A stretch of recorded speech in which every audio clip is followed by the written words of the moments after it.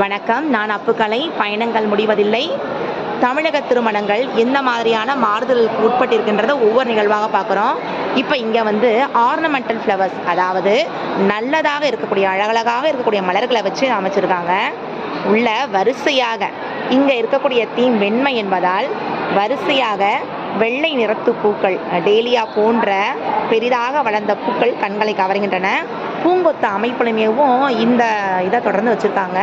பூங்கொத்து அமைப்புகள், அதை தொடர்ந்து சிவந்த கற்றாழை போன்ற அமைப்பிடக்கூடிய பூக்கள், ரேடியன்ட் ஃப்ளவர்ஸ் என்று சொல்லப்படும், ஆங்கிலத்தில் ரேடியன்ட் அண்ட் வைப்ரண்ட் கலர்ஸ்ன்னு சொல்லுவோம் இல்லையா, அது போன்ற மலர்களையே கீழே அடுக்குகளாக வச்சுருக்காங்க.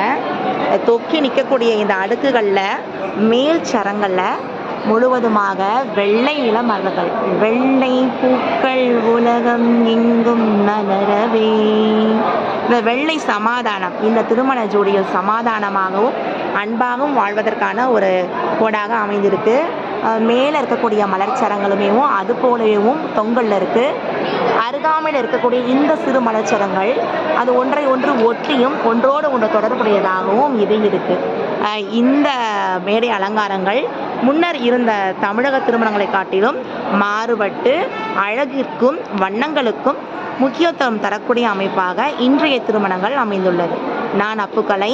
பயணங்கள் முடிவதிலிருந்து அடுத்த பயணம் தமிழருடைய உணவு அல்லது அவர்களுடைய வாழ்க்கை முறை சார்ந்ததாக இருக்கும். நன்றி, வணக்கம்.